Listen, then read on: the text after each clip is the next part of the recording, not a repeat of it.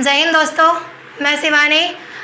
जैसा कि आप सभी जानते हो कि मेरी यूपीएससी सिलेबस की जो सीरीज़ चल रही है उस पर हम आज आपके लिए मेंस एग्ज़ाम का पेपर सेकेंड यानी कि जीएस फर्स्ट आज आपके लिए लेके आए हैं। तो इसके पहले की वीडियोस में भी मैंने आपको मेंस एग्ज़ाम का जो पेपर फर्स्ट था एजे का उसके बारे में बताया था, और आज की जो वीडियो है इसमें हम आपको मेंस एग्ज़ाम के पेपर सेकेंड यानी कि जीएस के पेपर के बारे में बताने वाले हैं, जीएस फर्स्ट।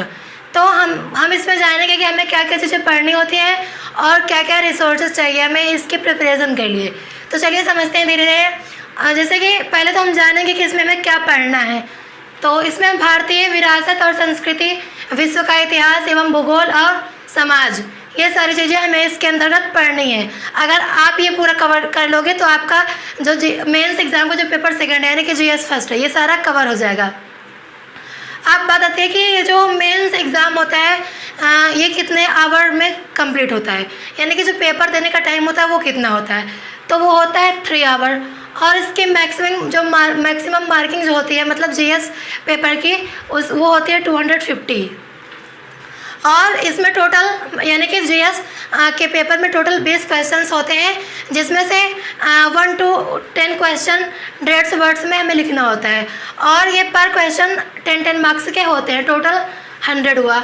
और 11 to 10 क्वेश्चंस 250 वर्ड्स में हमें लिखने होते हैं, और उसमें हमें 15 मार्क्स मिलते हैं, जिसका टोटल अगर 10 क्वेश्चन का अगर ऐड किया जाए 15 मार्क्स के हिसाब से तो 150 हुआ।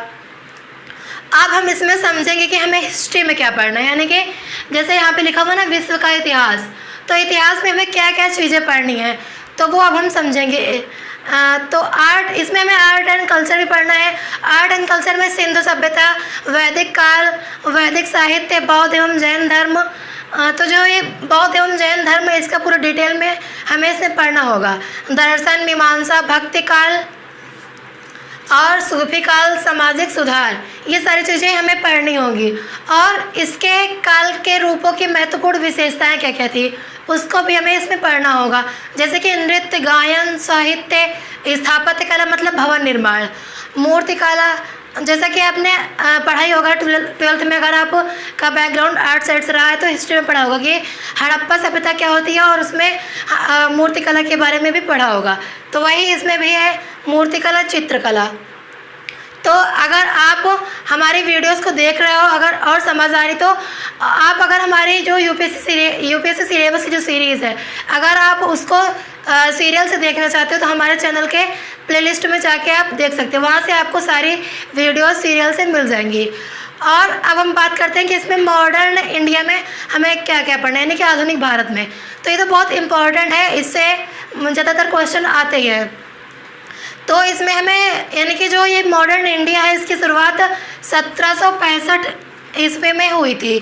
आज़ादी के बाद का भारत, यानी कि जब स्वतंत्रता हमें प्राप्त हो गई थी उसके बाद का भारत कैसा था उसके बारे में हमें पढ़ना है। इसमें रियासतों का विलीनीकरण, यानी कि जब वो हुआ था स्वतंत्रता, यानी कि जब भारत को स्वतंत्रता मिली थी और दो भागों में विभाजन हुआ था, इंडिया और पाकिस्तान का। तो उस टाइम जो बड़ी बड़ी रियासतें थी उनका जो विलीनीकरण था उसके बारे में भी पढ़ना है। राज्य का पुनर्गठन और भारत पाक युद्ध, तो जो युद्ध हुआ है भारत और पाकिस्तान का उसके बारे में भी हमें पढ़ना है।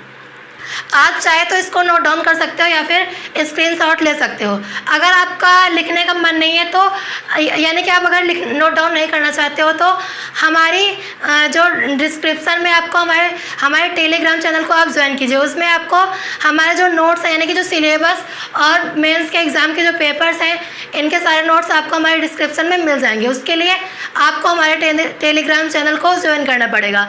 तो आप हमारे साथ सिर्फ समझते चलिए, जैसे जैसे हम समझा रहे हैं आपको लिखने की भी ज़रूरत नहीं, क्योंकि पीडीएफ प्रोवाइड करा दी जाएगी।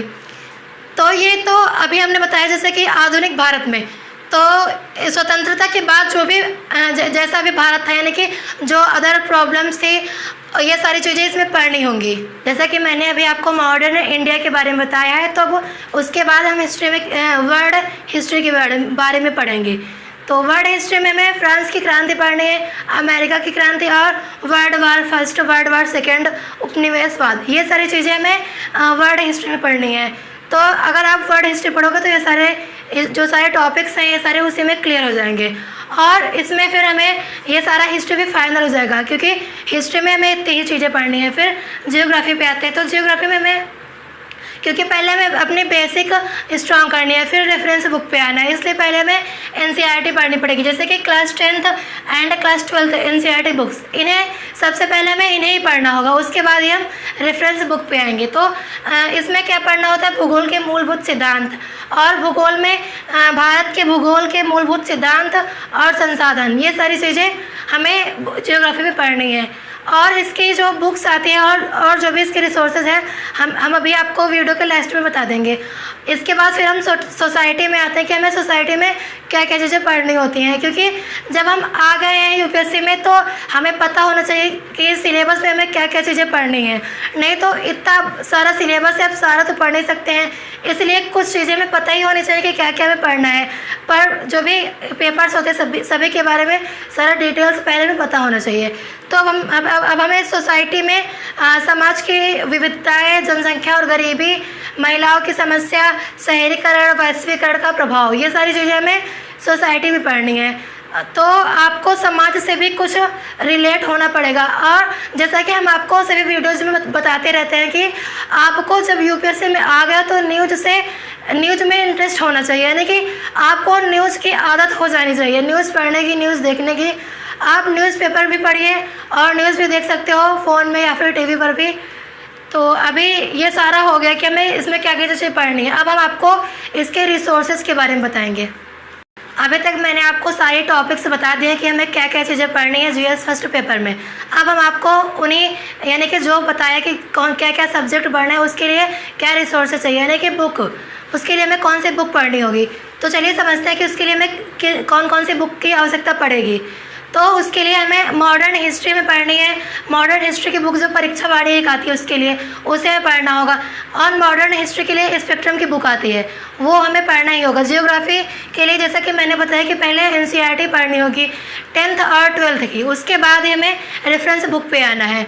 तो पहले हम जियोग्राफी जब स्टार्ट करेंगे पढ़ना तो पहले हम एनसीईआरटी पूरा कवर कर लेंगे, उसके बाद ही रेफरेंस बुक पे आएंगे। तो हमें फिर महेश बर्णवाल की जियोग्राफी पढ़नी है, इसमें इंडिया और वर्ल्ड दोनों मिल जाएगा आपको। तो यहाँ से जियोग्राफी आपकी कवर हो जाएगी।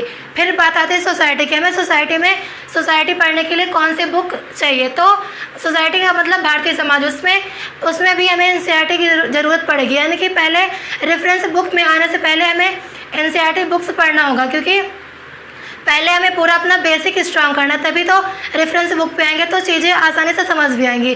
अगर हम डायरेक्ट रेफरेंस बुक पे आ गए तो उसमें फिर चीज़ें समझ में नहीं आती हैं और फिर बाउंस भी हो जाएगा अगर। तो इसलिए पहले हमें एनसीईआरटी पढ़नी है, यानी कि 11th और 12th की एनसीईआरटी पढ़नी। और सोसाइटी के लिए फिर राम आहूजा की बुक आती है, उसे पढ़ना होगा। फिर हमें सामाजिक समस्याओं के लिए भी राम आहूजा की ही बुक आती है, उसे पढ़ना होगा। यहाँ से आपका सारा जीएस फर्स्ट कवर हो जाएगा। तो आज की इस वीडियो में हमने आपको मेंस एग्ज़ाम का जो पेपर फर्स्ट था यानी पेपर सेकंड था, यानी कि जिसमें हम आपको जीएस फर्स्ट के बारे में आज पूरा बता दिया है, यानी कि पूरा डिटेल। और इसमें हमने आपको बता दिया क्या क्या चीज़ें पढ़नी है। नेक्स्ट वीडियो में मेंस एग्ज़ाम का जो पेपर थर्ड है वो आपको बताएंगे। आई होप ये वीडियो आपको समझ आ रही होगी। अगर आपको हमारी वीडियो समझ आ रही है तो लाइक और शेयर करें और प्लीज़ हमारे चैनल को सब्सक्राइब करें।